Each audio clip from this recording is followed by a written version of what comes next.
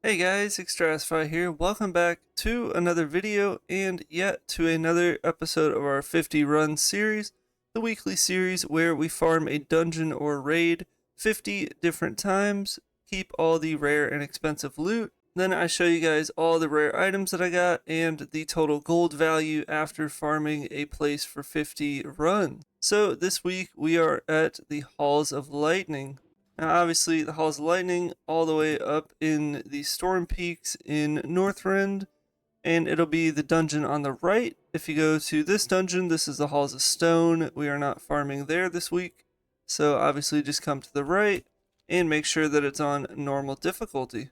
So now that we know where it is and what we're farming, let's go ahead and jump into the run itself, and then afterwards I'll show you guys the loot I got from 50 runs of Halls of Lightning.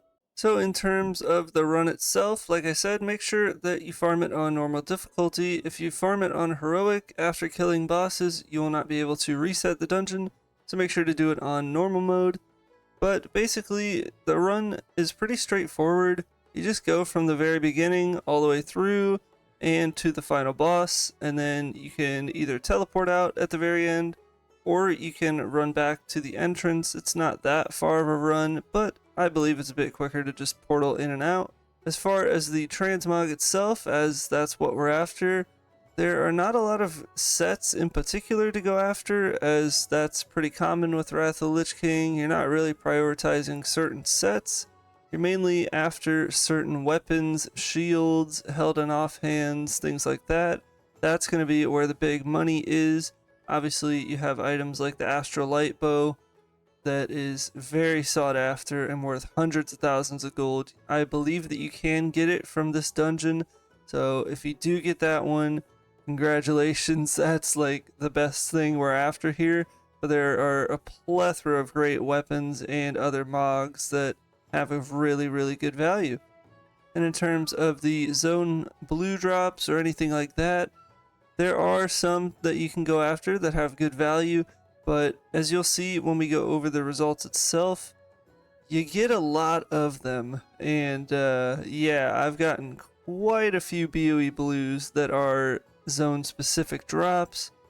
We'll go over that after this run footage, of course, but just know that, you know, if you do 5 runs of this, you're probably going to have at least a couple blues. Overall, I haven't farmed this dungeon much in the past, but obviously with the 50 run series, I want to do a 50 runs of pretty much every dungeon in the game just to test everything out and get a good feel for drop rates and gold per hour value from dungeons.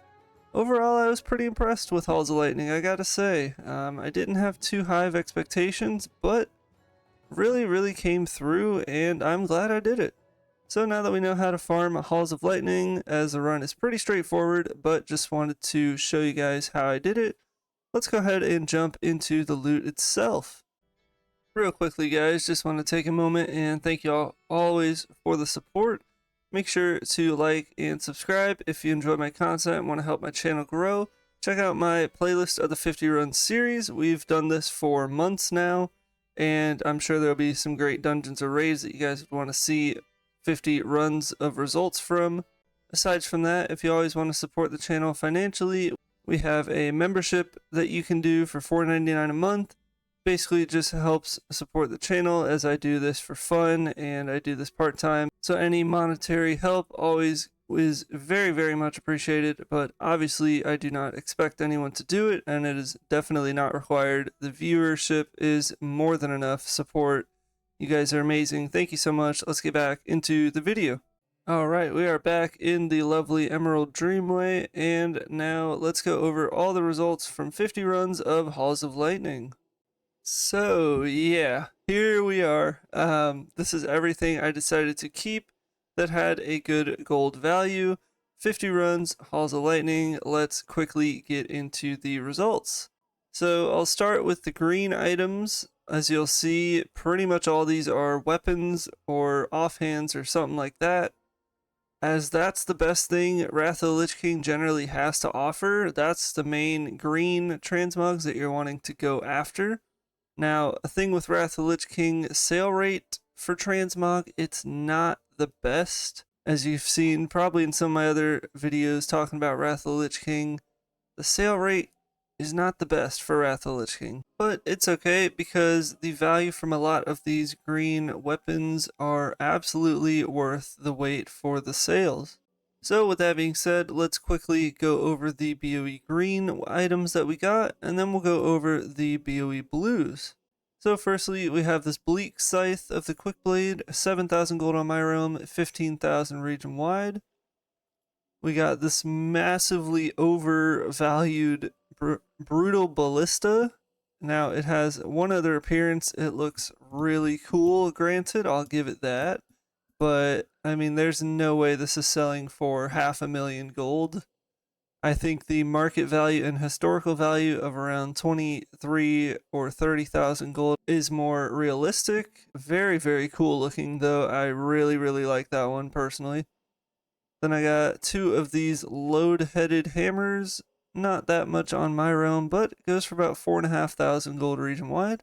I kept this dagger just because of the value. It's from like 2 to 3,000 gold, but on my realm it's 75 gold and it has a terrible sale rate. I'll probably just end up vendoring this. Then we got a Wintry Claymore for about 10,000 region wide, 2,000 on my realm. We got the Onerous Hammer. Then we have the Onerous Hammock. So yeah, as you can see, quite a few of these are lower value, nothing too crazy here, but yeah, I will happily take them. Now this crazy one here, the Trollish Destroyer of the Quickblade, it is a unique appearance according to my add-on All the Things.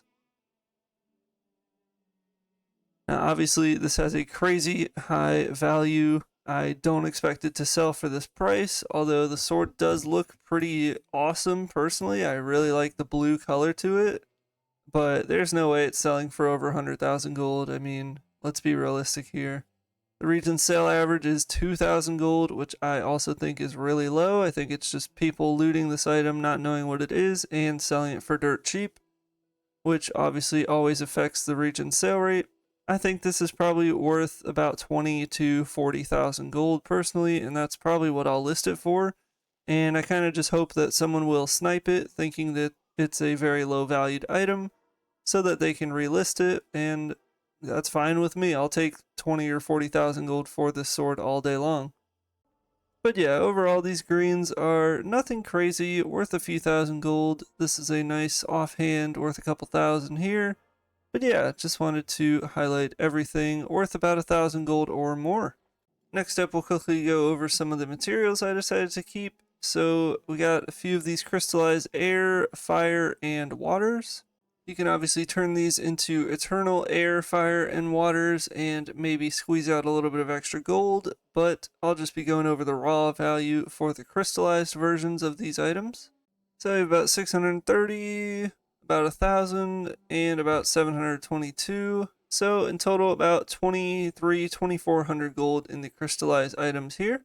Then we got an absolute ton of these Relic of Oldawars. Now people will buy these Relics of Oldawar so that they can up their reputation with the Sons of Hodir, so they can get a few of these mounts. You have the Ice Mammoth, which looks pretty cool at Revered with the Sons of Hodir. And you have the Grand Ice Mammoth for Exalted with the Sons of Hodir. You can apparently do these as a turn-in and get bonus reputation with that faction, so people will end up buying these. And you get an absolute ton of these from running Halls of Lightning. So in total, we got 1,717 of these, and they're about 100 gold a stack. And we got about 8.5 stacks, so about 850 gold. Nothing too bad there. Now let's quickly go over the 3 zone drops that I got. We got an absolute ton of each one of them, but there are only 3 different kinds that I've gotten. Maybe there's more that I didn't loot, but yeah, let's quickly go. Let's quickly go over those. So we have the boots of the Terrestrial Guardian. Now I got 9 of these. I know it says I have 4 more in the mail, but I don't. I have just 9 of these. There are actually none on my auction house, which kind of shows me that people aren't really farming Halls of Lightning, so I hope you guys see this video and start farming it. Now, my market value for some reason is almost 21,000 gold for these boots, but I expect these to sell for no more than like 5,000 gold each. Region value has like 10k, but I play on a full pop realm, so probably 5k for these boots.